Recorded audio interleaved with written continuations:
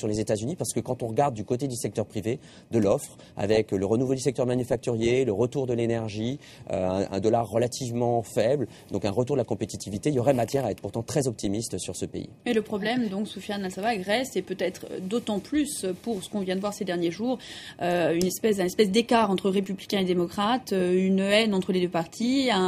On parle ce soir, bien sûr, d'un compromis qui a été trouvé, mais d'un compromis finalement qui ne porte pas sur l'essentiel. Et nous ne sommes pas prêts de trouver un véritable compromis entre les deux qui permettrait justement de résoudre post la crise, post tout ce qui s'est passé ces dernières années, de se pencher justement sur ces réformes fiscales, cette réforme, les dettes justement, qui ont besoin qu'on s'y penche, et d'urgence. C'est Paul Krugman qui, dans le New York Times, il y a quelques semaines, disait que le fiscal cliff, finalement, c'était qu'un miroir de fumée, un écran de fumée, et que la vraie crise n'était pas budgétaire, n'était pas économique vraiment aux États-Unis, mais bien politique. Et l'écart idéologique qu'il y a aujourd'hui entre les démocrates d'une part et les républicains de l'autre est absolument immense. Et c'est pour cela que depuis des années, vous avez des accords au rabais qui sont signés de façon répétitive.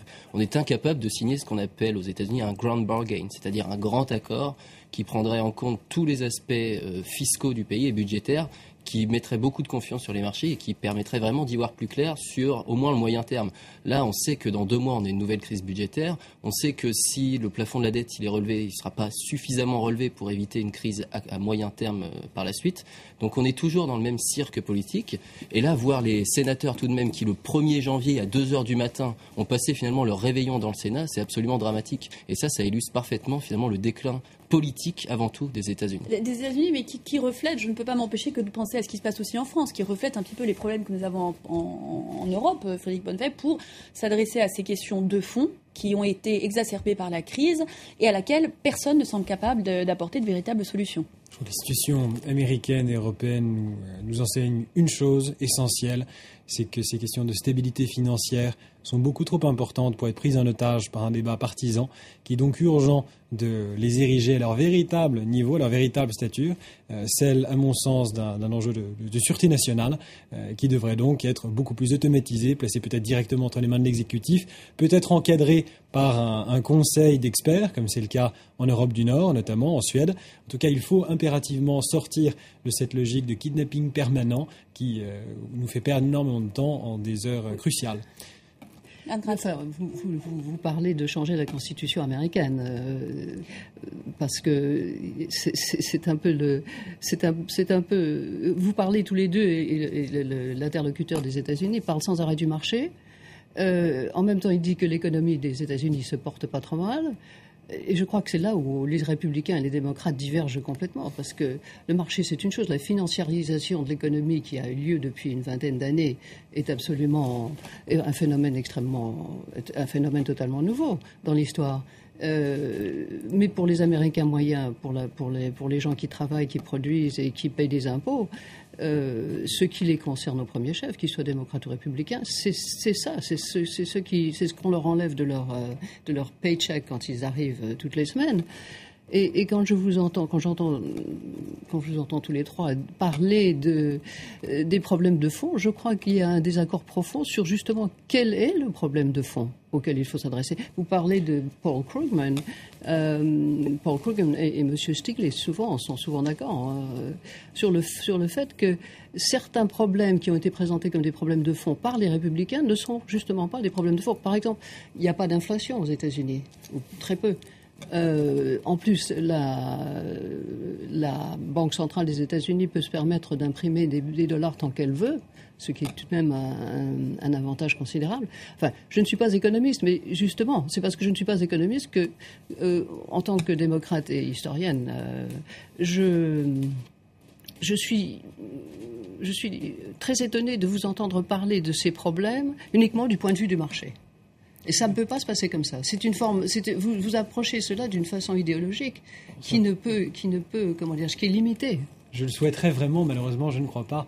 Il s'agit simplement de regarder les choses en face, c'est de ne pas faire abstraction d'un réel qui, malheureusement, est cruellement réel et donc doublement cruel.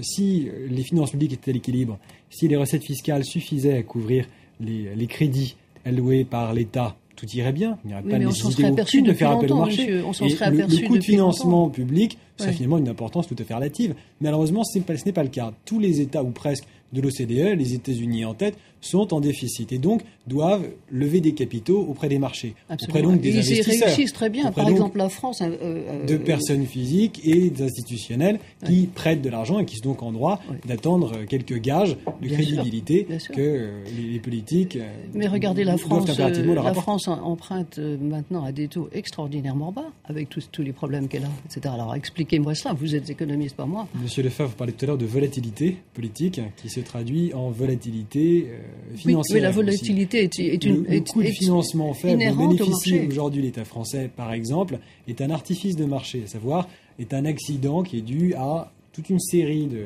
d'éléments qui, par leur coïncidence, poussent les investisseurs à acheter des OAT, donc des bons du Trésor français.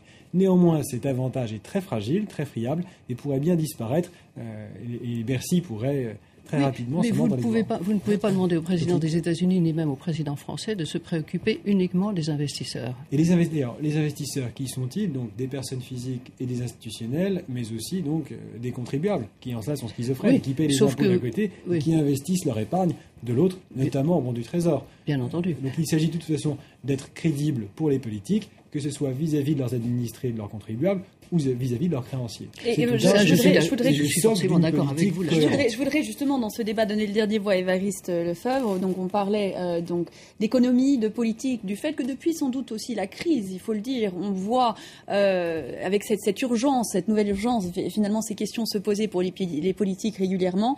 Est-ce que vous, en regardant devant vous, on a parlé ce soir du fait que les échéances les plus importantes ont été simplement repoussées par cet accord, est-ce que vous êtes optimiste? Est-ce que vous pensez que Barack Obama saura trouver le compromis nécessaire avec les Républicains en février-mars? Et est-ce qu'une nouvelle fois, on pourra se trouver soulagé d'un accord trouvé à la dernière minute, la 11e heure, comme vous disiez? Oui, mais il faut bien comprendre qu'il y a Obama, il y a aussi les démocrates derrière et qui ne sont pas toujours... pareil, sauf mon respect, je ne juge pas tout par le marché. Et d'ailleurs, regardez juste les marchés financiers. Quand tout va mal, le dollar montait. Et depuis qu'on a un accord, le dollar a baissé. Il faudra que vous me l'expliquiez aussi. Mais ce qu'il faut bien voir, ce qui veut dire que les États-Unis restent une valeur refuge. Mais ce qui est très important, et je pense que, et là je m'oppose un peu avec Frédéric Bonnevet, je pense qu'il y a un gros problème de distribution de la richesse aux États-Unis. Donc on va avec ce qu'a fait Obama vers un peu de redistribution, mais c'est pas non plus la panacée pour que les ménages américains aillent mieux. Et regardez juste la situation, 24% du PIB de la dépense publique, 18% des recettes budgétaires. Il faut faire quelque chose. Il faut augmenter les impôts et il faut baisser un petit peu la demande. Et les ménages américains sont concernés par la santé. La santé va augmenter la dépense de santé de 5 points de PIB dans les 20 prochaines années. Il faut faire quelque chose. Sinon, tous les ménages, les riches comme les pauvres, devront payer davantage. Et dernier point qui me semble aussi très très important, c'est que si... j'ai oublié ce que je voulais vous dire, mais globalement, l'augmentation des frais de la santé ne peut se faire que par une réforme globale des recettes publiques, de la mise en place d'Obamacare, etc. Et surtout, les membres du Tea Party sont les premiers à ne pas vouloir toucher à ces droits-là. Donc les membres du Tea Party élisent des personnels politiques qui sont contre toute augmentation des dépenses et augmentation des recettes, mais s'opposent à la révision, à la baisse de tout ce qu'ils reçoivent en termes de prestations santé et prestations vieillesse. C'est là le paradoxe. Ça sera un paradoxe à débattre une prochaine fois. Nous arrivons donc à la fin de cette émission. Merci beaucoup à tous mes invités d'avoir été avec nous ce soir. Je suis sûre qu'on aura l'occasion d'en reparler, j'espère, ensemble. Et puis on se retrouve très rapidement pour un nouveau débat sur France 24. Bonsoir.